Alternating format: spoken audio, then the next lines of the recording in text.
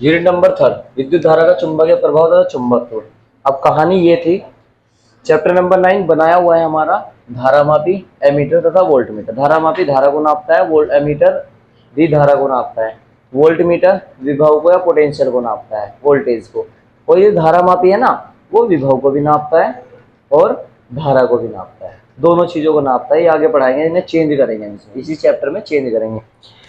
Topic हमारा ये है कि एक समान चुंबकीय क्षेत्र में आयताकार धारा लूप पर बल आघूर्ण, यानी ये चुंबकीय क्षेत्र होगा एक समान, उसमें आयताकार धारा लूप रखेंगे। आयताकार लूप समझते हो, आयत के रूप में होगा और लूप यानी कि वो बंद होगा। धारा का मतलब उसमें धारा प्रवाहित हो रही होगी और उसमें क्या निकालना, हमें बल आघूर्ण निकालना। ठीक है, लाइक सपोज दैट आपके पास जैसे एक रजिस्टर हो गया, एक रजिस्टर दिखाओ छोटे वाला,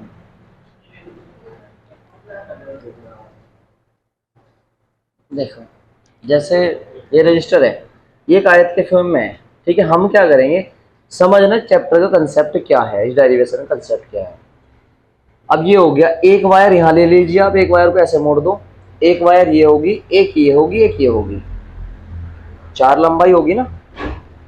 ठीक है, आयताकार लूप लेंगे, इसमें धारा प्रवाहित करेंगे तो इसमें को धारा चलेगी, इसमें धारा चलेगी, इसमें धारा चलेगी, इसमें धारा चली जाएगी। ठीक है, चारों के कारण बल निकालेंगे, दिशा निकालेंगे और ये घूमनी स्टार्ट हो जाएगी।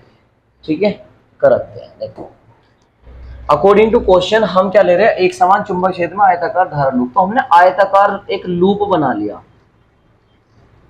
आयताकार एक लूप।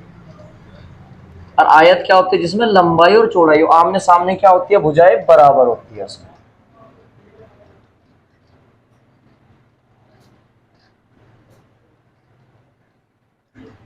आयताकार यानी जिसमें आमने सामने भुजाएं। अब इसकी लंबाई मान ली मैंने बेटे L, जो लंबाई है वो कितनी मान ली L, जो चौड़ाई है वो मान ली मैंने B।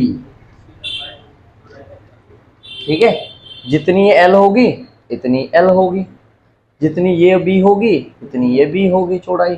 समझ आ गई बातें। अब आयत के फॉर्म में से बनानी है। ठीक, तो हमने क्या किया,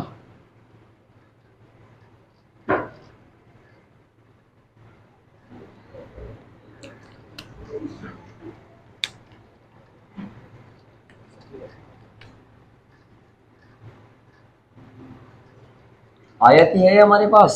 देखो इसे एक बैटरी से सेल से कन्वर्ट कर दिया ऐसा, और इसमें जो धारा जा रही ना वो ऐसे जा रही है, आई इधर को जा रही है, जाहिर सी बात है इसमें भी आई जाएगी, इसमें भी आई जाएगी, इसे ऐसे घूम जाएगी, फिर ऐसे घूमेगी, फिर ऐसे आएगी और ये ऐसे निकल जाएगी। देखिए समझ आ रही क्या बात है, सही है। और ये क्या बन गया, आयत के फॉर्म में बन गया ऐसे। देखियो सही है क्या, दोबारा समझेंगे। एक आयताकार फ्रेम बना लिया हमने, ठीक है, आयत के रूप में एक फ्रेम बनाया, धारा इधर से चली क्योंकि आयताकार धारा लूप है, तो आयत बनाया, धारा इधर से चली, ऐसे चली, इधर गई, इधर गई, इधर गई, इधर गई और वापस ऐसे निकल जाएगी। सही है यहाँ तक। अब अच्छा ये किस में रखा हुआ, एक समान चुंबकीय क्षेत्र में, एक समान चुंबकीय क्षेत्र में रखा हुआ है, तो एक समान चुंबकीय क्षेत्र में भी रख दीजिए इसे। ठीक है, एक समान चुंबकीय क्षेत्र में अब बना देता हूं। चुंबकीय क्षेत्र को आप क्रॉस से प्रेजेंट कर सकते हो, डॉट से प्रेजेंट रख सकते हो, ठीक है, या अदरवाइज आपको पता है ऐसा, ये चुंबकीय बल रेखा बना दीजिए आप इसकी।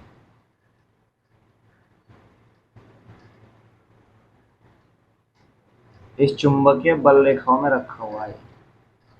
देखिए चुंबकीय क्षेत्र सही है क्या, डी चुंबकीय क्षेत्र में रखा हुआ है। ठीक बात है, आयत रखा गया। अब नाम दे दो जिस आयत को, नाम में दे रहा हूं ए बी सी डी, 4 तार तो हो गए, देखो एक तरह से 4 वायर बन गया। हमें क्या निकालना, बल आघूर्ण निकालना बेटे। बल आघूर्ण का फॉर्मूला होता है बल गुना लंबवत दूरी।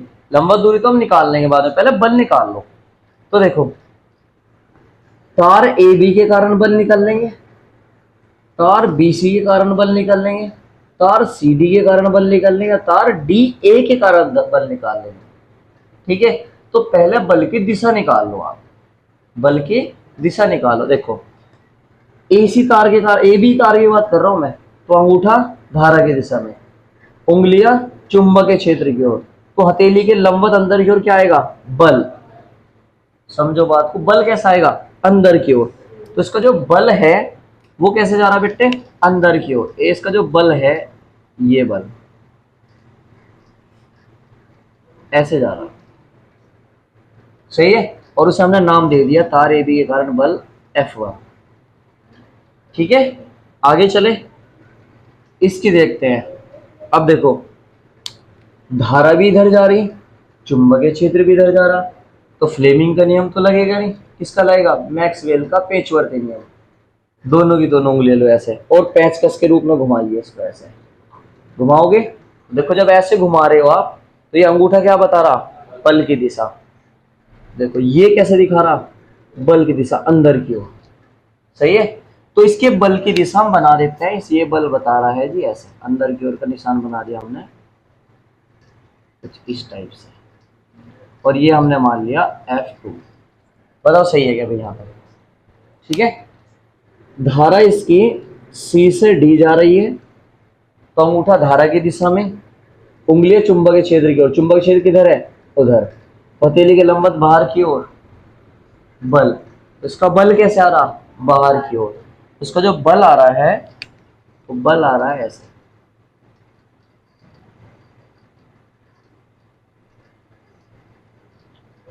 F3। देखिए सही है क्या?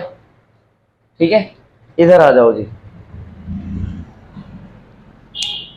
AD तार के कारण धारा इधर है, चुंबकीय क्षेत्र इधर है, तो लंबवत तो लगने का नहीं। क्या करो, धारा को घुमाओ चुंबकीय क्षेत्र की ओर ऐसे, चुंबकीय क्षेत्र इधर है, तो देखो धारा की दिशा में ऐसे घुमाओ, क्या बताएगा? बल की दिशा बाहर की ओर। तो ये वाला जो बल आ रहा है, इस तार के कारण बल जो आ रहा है, तो बल आ रहा है ऐसे F4। बताओ इतनी बात समझ में आती है नहीं आती है? सही है। इट मीन जैसे अभी हमने आयताकार लिया है लूप, आ गया हमारा रजिस्टर।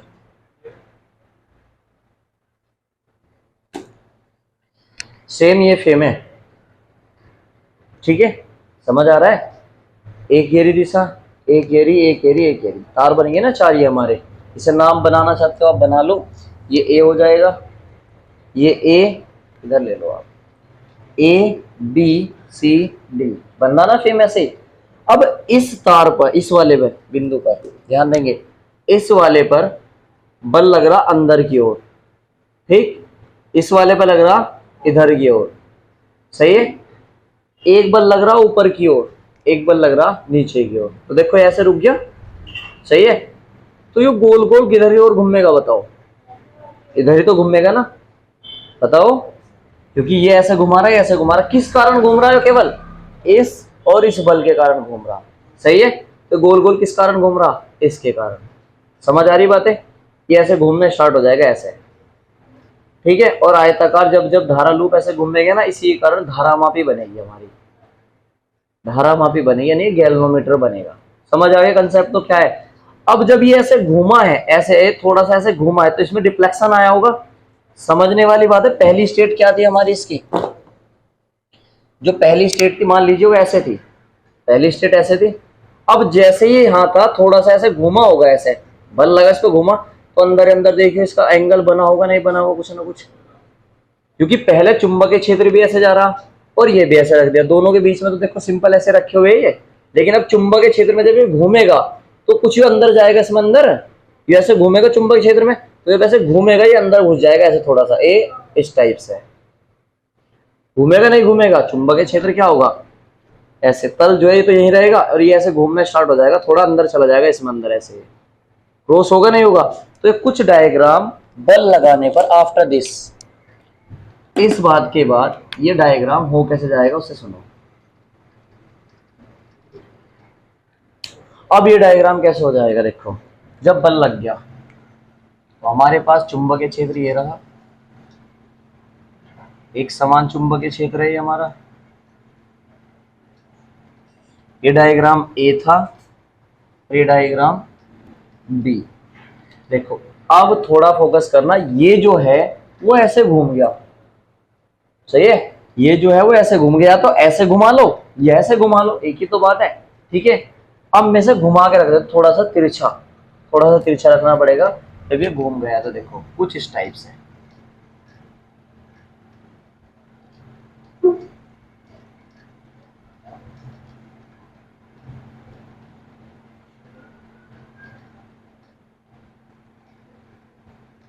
देखियो सही है क्या, थोड़ा क्रॉसिंग में आ गया होगा, क्योंकि इनके बीच में क्या बना होगा, एंगल बना होगा। पहले क्या था, ये बिल्कुल बीचों बीच था, बिल्कुल फिक्स था, अब क्या बन गया होगा इनके बीच में, एंगल, चुंबकीय क्षेत्र बना देते हैं।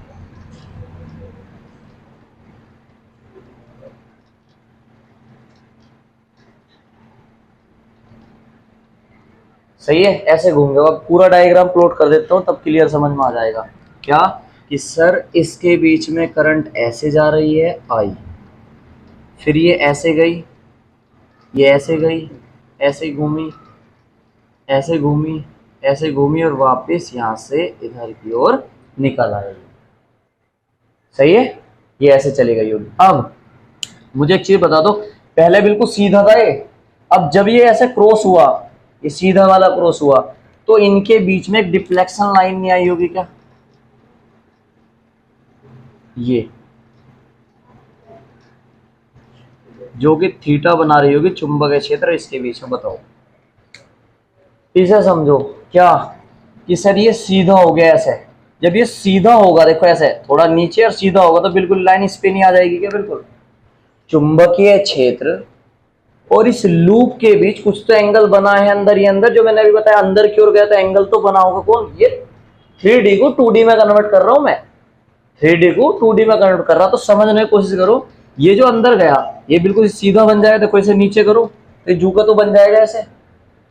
तो जब ये अंदर गया होगा तो इसके बीच में कुछ ना कुछ एंगल आया होगा, नहीं आया होगा, कंपेरिजन टू दिस आया होगा ना। और सेम लो तो ये लग रहे होंगे, तो इसे घुमा तो रहे होंगे।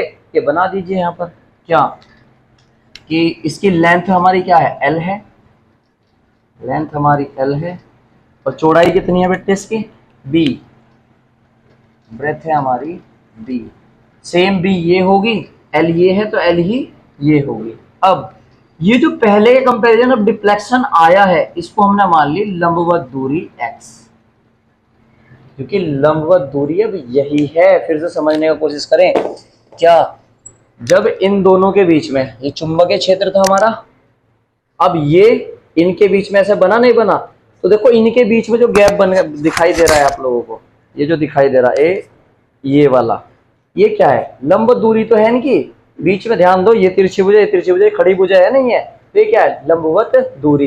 लंबवत दूरी क्यों निकालना हमें, क्योंकि बल आघूर्ण के लिए बल गुना लंबवत दूरी चाहिए, कि तो लंबवत दूरी मेरे पास आ गई। समझ आ गई बातें, 3D है 2D में कन्वर्ट कर रखा है। देखो आगे, बल की दिशा हमने यहां निकाल ली है, नाम दे दीजिए बस इसका, क्या बन गया, ए, ये बी, ये सी, और ये डी। सही है, अभी डेरिवेशन स्टार्ट नहीं किया हमने, अभी केवल डायग्राम पे चल रहे हैं। बनाइए, इस तार के कारण अपने क्या पुट कर रखा है, F1, इसे कैसे घुमा रहा है बेटे, इस टाइप से। ये हमारा F1 है, ऊपर की ओर क्या पुट कर लिया आपने सर, F2 है। ये वाला जैसे घुमा रहा है, वो कैसे घुमा रहा है इसको, यहां बना,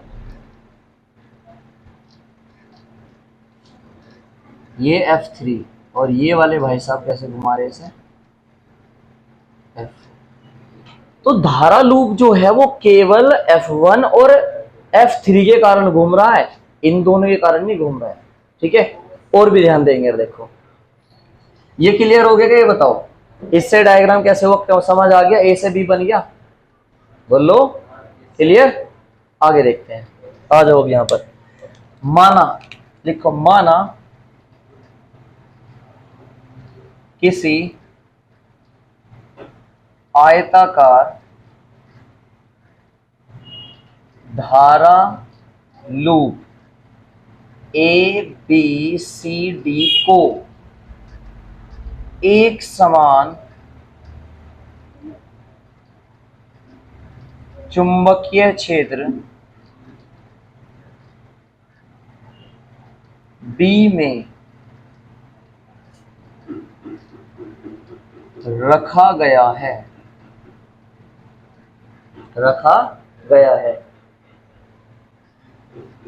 जिसकी लंबाई L तथा चौड़ाई B है। बस इतना ही बहुत है। अब निकाल लो तार AB के कारण बल। ठीक है, देखेंगे बेटे। तो देखो आयताकार लूप में तार AB के कारण बल, ठीक है, समझ में आ रही क्या? तार AB के कारण बल, तार के कारण बल का फॉर्मूला एम्पेयर के सर्किटल लॉ में मैंने तुम्हें कई बार समझा लिया। क्या? B equal to mu 0 NI upon में 2 पाई R बताया था। क्या था हमारे पास formula? B equal to mu 0 NI upon में 2 पाई R। लेकिन ये किसका फॉर्मूला था? B का। हमें किसका निकालना? बल का।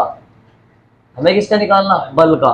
तो हम बल का निकाल लेंगे। और तार के कारण जो I का फॉर्मूला था वो था बेटे F equal to I B L sine theta. बताओ समझ में आ रही क्या बात है?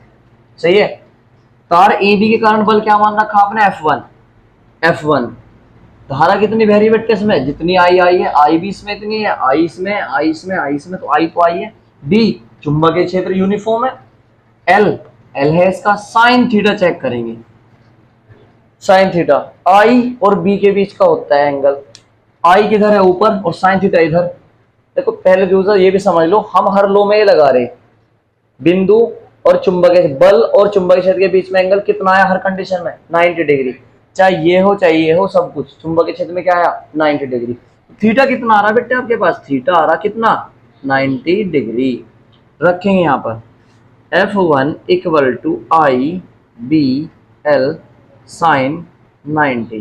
तो आपके पास बना F1 equal to I B L। बिल्कुल सही, F1 equal to I B L first. और दिशा हमने इसके अकॉर्डिंग निकाल रखी है। बताओ यहां तक क्लियर है? सही है। आगे चलें। देखो तार BC के कारण बल निकलवाओ जी। BC के कारण बल F2 इक्वल टू क्या लगेगा? I B L साइन 90 रखेंगे। मुझे एक बात बताओ, I तो I है, B भी है, लेकिन L लेंथ कितनी है इसकी? Small b। तो L की जगह क्या आ जाएगा? Small b। और साइन थीटा 90 है, इसे खत्म कर दीजिए। इक्वेशन बन गई ये, इक्वेशन नंबर 2। ठीक है, अगले पार्ट पे चलते हैं। तार CD के कारण बल, तार CD के कारण बल कितना आएगा बेटे? बताओ। F3 equal to I B L sine 90 तो 90 हो जाएगा। अब तो समझ आ गया होगा, साइन 90 हो गया। तो F3 equal to I B L equation बन गई हमारी 3rd। और तार DA या AD के कारण बल कितना आएगा बेटे? F4 equal to I B small b equation number 4। बताओ भाई यहां तक समझ में आती है बातें या नहीं? सही है। इस केस से ये वाला केस बन गया। सही है।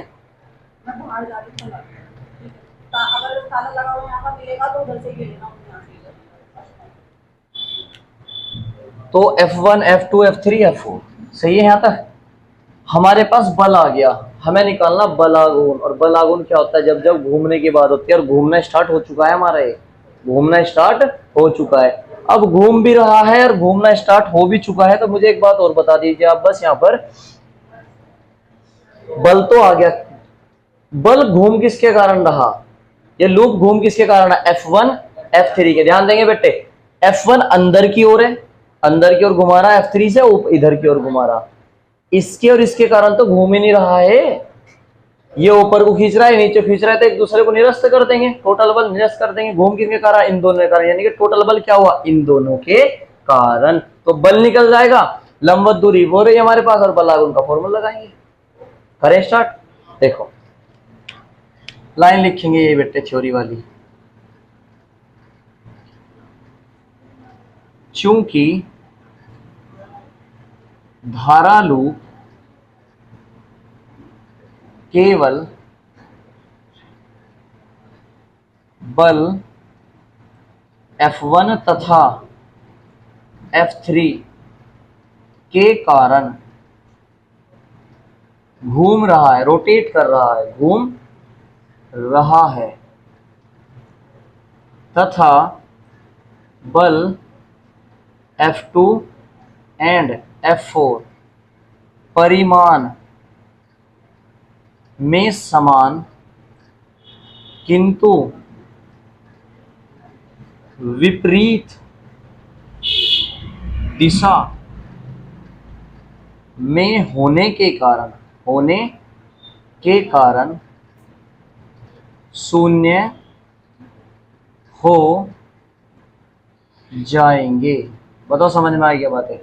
शून्य हो जाएंगे तो ये ऊपर खींच रहा है, टोटल बल क्या हो गया? तो ऊपर को खींच मेजर को अनंत काल तक लड़ते रहेंगे, क्योंकि बल क्या है? देखो समीकरण 2 से और समीकरण 4 से दोनों बल बराबर आ रहे, परिमाण में तो समान है, लेकिन क्या है? दिशा विपरीत है, तो अनंत काल तक लड़ते रहेंगे, खत्म हो जाएंगे दूसरे को। लेकिन इनकी दिशा अलग अलग है, तो क्या हो जाएंगे? हमारे पास एक ही बल है, लेकिन दोनों कारण बल घूम रहा। अतः बल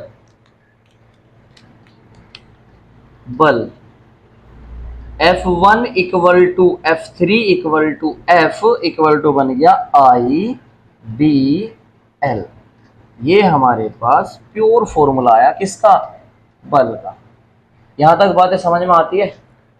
अब लंबवत दूरी का फॉर्मूला आ जाइए आप। अब नाउ बल आघूर्ण, बल आघूर्ण क्या होता है? टो बराबर बल गुना लंबवत दूरी। सही है? और एक चीज ध्यान रखना, बहुत क्रेज में है डेरिवेशन, बहुत ज्यादा क्रेज में, पेपर में मोस्टली चांस रहते हैं आने के इसके। ठीक है, क्योंकि दिमाग काफी लगवा रहा है तुम्हारे से। बल आघूर्ण टो इक्वल टू बल गुना लंबवत दूरी। एफ का मान रखेंगे बेटे। बल क्या होता है? एफ। लंबवत दूरी किसमें? देखिए बताना, वो वाली एक्स। सही है? एफ का मान रखो IBL और इनटू में एक्स। ये आया बेटे टो। अभी बैठे रहो, समझो। Tau equal to IBL x. अभी पूरा ना हुआ है, आगे चलेंगे। अब एक्स की वैल्यू निकल लेंगे। ठीक है, एक्स की वैल्यू क्या आएगी वो देखेंगे। देखो एक्स की वैल्यू ऐसी निकाल ले जिसमें थीटा हो, सुनो, जिसमें थीटा हो, लंब हो, और देखो ये कर्ण बताओ कितना होगा हमारे पास? ये वाला कोई बच्चा बी होगा, बिल्कुल सही, क्योंकि बी तो था, ये बी डिस्टेंस ही तो गया उधर, वो घूम गया, कोई बात नहीं। ये भी बी है, तो मैं लिख देता हूं, कंफ्यूजन ना हो, बच्चे ने सही बताया, बी है ये भी। ये क्या है हमारा? कर्ण। बी लंब कितना? एक्स, और थीटा थीटा है, तो साइन थीटा का ऐसा, अरे ऐसा फॉर्मूला जो जिसमें लंब और कर्ण आते हो, तो साइन थीटा बोल ही दिया मैंने अब तो। ठीक है, तो इन द डायग्राम इसमें वैल्यू रखेंगे। इक्वेशन नंबर 6 बना दीजिए इसे। अभी और चलेगा भाई साहब, इधर स्पेस कम है तो यही निकाल लेते हैं हम। देखो चित्र से, आपके पास कॉपी में जगह होगी तो वो साथ में बनाते चलना आपको, यहाँ तो स्पेस कम है इसलिए करा रहा मैं अलग। चित्र से साइन थीटा इक्वल टू लंब बटे कर्ण, लंब बटे कर्ण, तो साइन थीटा इक्वल टू लंब कितना बेटे? एक्स, कर्ण कितना? बी। एक्स की वैल्यू कितनी आ गई बताओ? B into sine theta. देखियो सही है क्या? इसे बना दीजिए, ये वाली फर्स्ट इक्वेशन।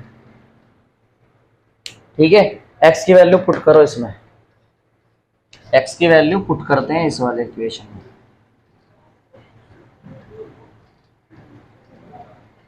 करवाइए जिसमें वैल्यू पुट। एक्स का मान फर्स्ट से 6 में रखने पर, रखवाइए जी, tau equal to I B L और इंटू में एक्स, एक्स का मान कितना बेटे B sine theta. Since A equal to क्या होता है लंबाई गुना चौड़ाई, रखो जी, tau equal to I B A sine theta, और ये आ गया हमारे पास इसका फॉर्मूला। ठीक है, तो टो का फॉर्मूला क्या आया आई बी ए साइन थीटा। और हाँ, अगर यहां चक्रों की संख्या n हो जाए, मान लो यहां चक्रों की संख्या कितनी हो जाए n, तो क्या कर देंगे n की गुना हो जाएगी, तो लिखेंगे यदि चक्रों की संख्या n हो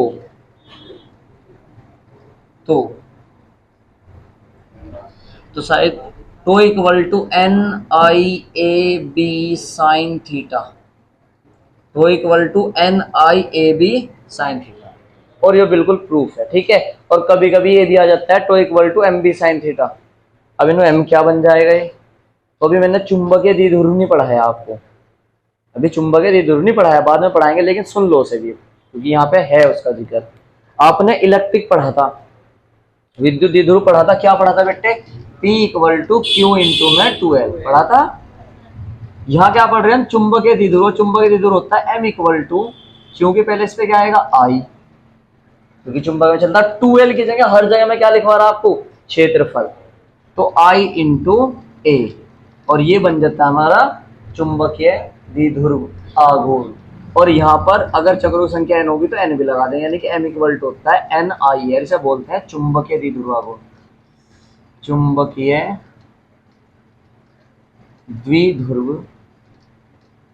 आघूर्ण, ये नोट कर लेंगे बेटे, चुंबकीय द्विध्रुव आघूर्ण से बोलते हैं। ठीक है, नेक्स्ट चैप्टर में आएगा तुम्हारा चुंबकीय द्विध्रुव आघूर्ण, m इक्वल टू n आई है, तो इसे भी कभी कभी यहाँ पे रख के दिखा देते हैं। फिर फॉर्मूला क्या बन जाएगा बेटे, to equal to N I ए क्या बन जाएगा एम बी साइन थीटा, और साइड में अगर ज्यादा इच्छा है तो लिख के दिखा दो कि m इक्वल टू क्या होता है एन आई ए।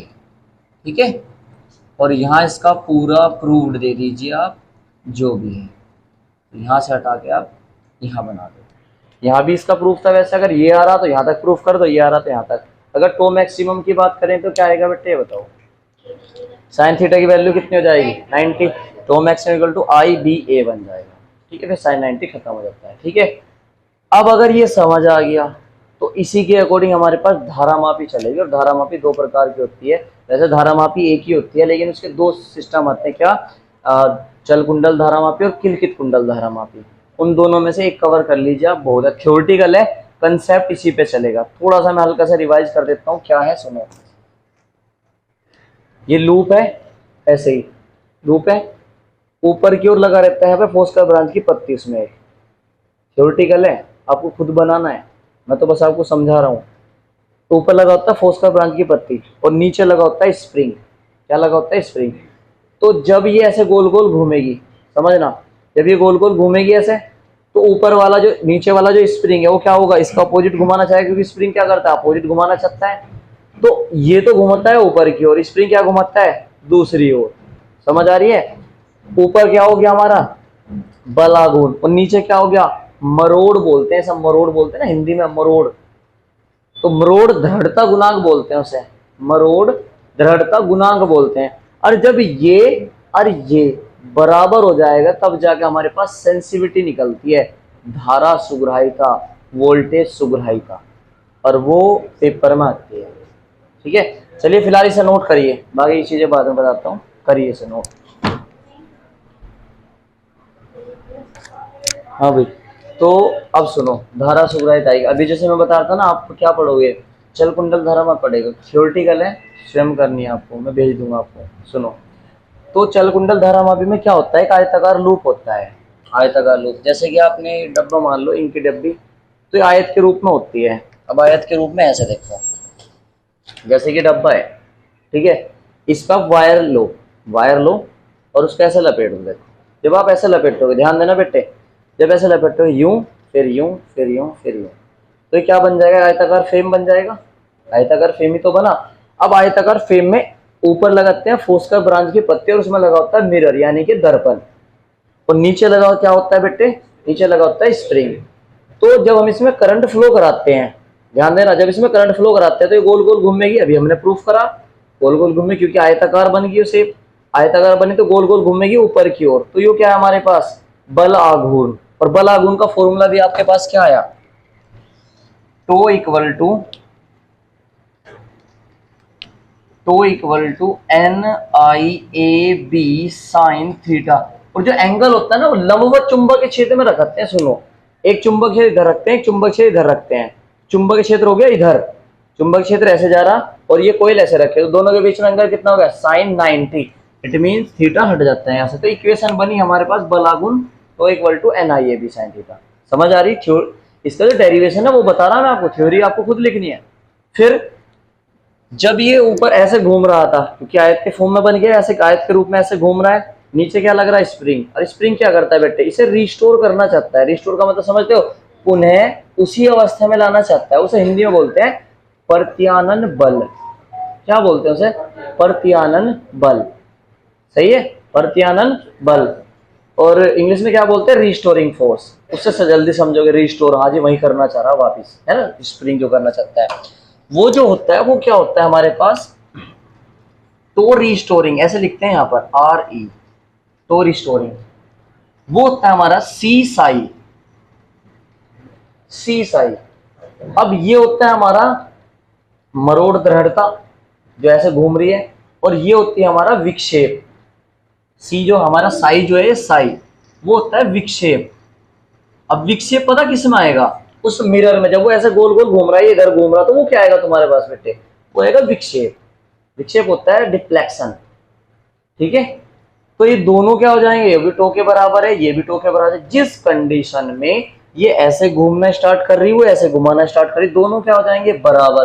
तो धारा मापी संतुलन की अवस्था में कहलाती है। किस अवस्था में कहलाती है बेटे? संतुलन की अवस्था में। तो दोनों रख देते हैं बराबर।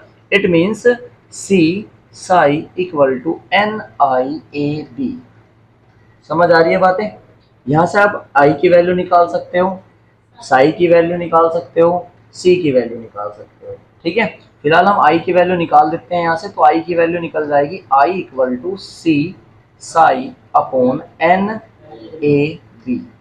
बताओ समझ में आ रही क्या? सही है। अब मोस्ट इंपोर्टेंट टॉपिक क्या? धारा सुग्राहिता। किसकी धारा सुग्राहिता? धारा मापी की। करंट सेंसिटिविटी बोलते हैं सर, करंट सेंसिटिविटी। अब करंट की बात हो रही है तो करंट को प्रेजेंट करते हैं आई से, और सेंसिटिविटी यानी कि सुग्राहिता आई एस या एस आई से प्रेजेंट कर देते हैं। दो सिंबल है इसके, करंट सेंसिटिविटी बोलते हैं इंग्लिश में। ठीक है, अब इसका मतलब क्या था? सेंसिटिविटी समझते हो? सेंसिटिविटी होती है जैसे कि मान लीजिए कोई लड़की है या कोई लड़का है जिसे थोड़ी सी भी धूल मिट्टी से बहुत दिक्कत है, छींक पे छींक दे रहा हो, यानी क्या लड़का बड़ा सेंसिटिव है। या मान लो किसी लड़की को आपने कुछ कह दिया, वो रोने लगी, हाय क्या हो गया, इसका मतलब क्या है कि यार तो बड़ी सेंसिटिव लड़की से कुछ न कह करोगे तो रोने लग जाए एकदम तुरंत ही। समझ आ रही बात है? या जरा जरा सी बात में ना बहुत बड़ा दिक्कत हो जाए, इसे कुछ कहना, इसे मजाक बस की नहीं बर्दाश्त करनी। समझ आ रहे हैं? तो उसे बोलते हैं सेंसिटिविटी, यानी कि जरा सी दिक्कत हो तो ही तुरंत डिफ्लेक्शन देने लग जाए, गुस्से में या रोने में। तो धारा मापी भी बहुत ज्यादा सेंसिटिव होती है। ये बंदा जो होता है धारा मापी, बहुत ज्यादा सुगराई होती है। पता क्या होती है? जितनी कम सुगराई हो मिलीमीटर पे विक्षेप दे दे तुरंत। धारा मापी मिलीमीटर पे विक्षेप दे दे, यानी कि बहुत ज्यादा सुगराई होती है। अब सुगराई का होती क्या है समझ लो। अकॉर्डिंग टू फिजिक्स क्या होती है जी? आई एस प्रेजेंट कर लो या एस आई प्रेजेंट कर लो। फिलहाल में किससे प्रेजेंट कर रहा? एस आई से। तो ये होती है साई अपॉन आई। ये क्या है हमारा? धारा। ये क्या है हमारी? विक्षेप। परिभाषा बनाओ बेटे। बहुत बढ़िया। एकांक धारा के कारण उत्पन्न विक्षेप को धारा सुग्राहिता कहते हैं। 2 नंबर में आ रहे हो? धारा सुग्राहिता किसे कहते हैं? हाँ 2 नंबर पक्के हो गए, एक नंबर में भी आ जा। सुन लो, धारा सुग्राहिता क्या होती है? एकांक धारा के कारण, आई का मान कितना मान लो 1, आई का मान कितना मान लो 1, तो एकांक धारा के कारण उत्पन्न विक्षेप धारा सुग्राहिता कहते हैं। परिभाषा बना लोगे? बन जाएगी। आगे देखते हैं। अभी जो पूछ जाती है धारा सुग्राहिता कैसे बढ़ाई जा सकती है, कैसे घटाई जा सकती है, ध्यान देंगे। इसे समीकरण मान लीजिए फर्स्ट, समीकरण मान लो सेकंड। तो S I psi upon, I की वैल्यू कितनी बेटे? C psi upon N A B, psi भाई साहब से साई भाई साहब cancel, S I equal to N A B upon C. सुनो भाई, बहुत ज्यादा पूछने को आ रहा है क्या? फॉर्मूला तो ये होता सर, हाँ नहीं था तो यहाँ पूछने को आ रहा है धारा सुग्राहिता धारा पर निर्भर करती है? करती नहीं। विक्षेप पर निर्भर करती है? करती नहीं। क्या से क्या हो गए देखते देखते। क्या सोच रहे तुम? जाहिर सी बात है मोस्टली बच्चे इन पर टिक मारेगा, जबकि धारा सुग्राहिता इन पर डिपेंड ही नहीं करती भाई साहब, इन पर डिपेंड करे धारा सुग्राहिता। समझ आ गई बातें? तो जो है वो जरूरी नहीं वही होगा, ये तो परिभाषा थी बस, इससे यो बन चुका है यो। ठीक है, तो दोबारा समझेंगे क्या? यहाँ क्या लिखेंगे? धारा सुग्राहिता यानी कि एन ए एंड बी का मान बढ़ाने पर धारा सुग्राहिता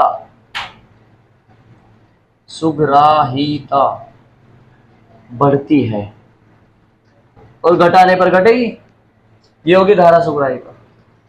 क्लियर? समझ आ गया? बना लोगे? आगे चलो। मात्रा में शुद्ध निकालना चाहो तो यहां से निकाल सकते हो, विक्षेप पर कुछ नहीं होता। धारा क्या होता है हमारा भाई, ये यहां से निकाल ले, वो है U20। चलिए जी, वोल्टेज सुग्राहिता,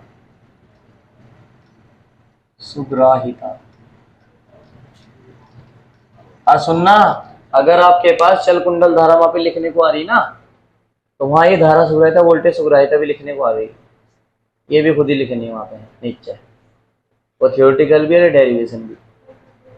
ठीक है, तो वोल्टेज सुग्राहिता को किससे रिप्रेजेंट करेंगे बताओ? वोल्टेज यानी कि V और सुग्राहिता यानी कि S, या तो VS से या SV से। बिल्कुल सही। बना दो फॉर्मूला, बता दो इसका क्या बन जाएगा, बिल्कुल सेम इसी की तरह। बताइए। SV equal to psi upon में V, एकांक वोल्टेज के कारण उत्पन्न विक्षेप को धारा सुग्राहिता कहते हैं, या किसी धारा मापी के विक्षेप व विभव के अनुपात को वोल्टेज सुग्राहिता कहते हैं। बना लोगे? आगे चलते हैं। अब आई की वैल्यू सुनो, इसका ये वाला फॉर्मूला बनाना किस किस पर डिपेंड करते हैं आप मुझे एक बार बताएं। V इक्वल टू होता है आई आर, क्योंकि V की वैल्यू तो रखते सकते हैं। SV equal to psi upon में V, साई अपोन में V, ये क्या है? विक्षेप। ये क्या है? विभव या वोल्टेज या विभवांतर। CV equal to V equal to क्या होता है बेटे? I R. समझ आ रही बातें? फर्स्ट ये रख दो 3 समीकरण, फर्स्ट से आई का मान रखो, उसमें आई का मान रखने पर, आई का मान रखने पर रखवाइए जी, SV equal to psi upon I का मान C psi upon NAB upon में R, साई भाई साहब cancel, CV equal to NAB upon में CR। ठीक है, यहां भी यही लाइन लिखी जाएगी, कौन से वाली? AU वाली। क्या लिखी जाएगी? कि NA एंड B का मान बढ़ाने तथा R का मान घटाने पर वोल्टेज सुग्राहिता बढ़ती है। बताओ लिख लोगे क्या? कुछ नहीं करना। NAB, N का मान, A का मान, B का मान बढ़ाने पर ये क्या होगी हमारी? बढ़ेगी, और R का मान घटाने पर बढ़ेगी। सही है, सी गुण लिखो। समझ आ गई बातें? कर लोगे अब तो इसे, परिभाषा, मात्रा, विमेय सब कुछ तुम्हें लिखना है इसका। ठीक, अरे एक काम और करना, इसको नोट में लिख लेना बस। ठीक है, अब तुम्हारे पास रहेगी धारा मापी का एमीटर में रूपांतर, धारा मापी का वोल्टमीटर में रूपांतर, वो नेक्स्ट लेक्चर में करा देंगे। कर लो नोट यहाँ तक।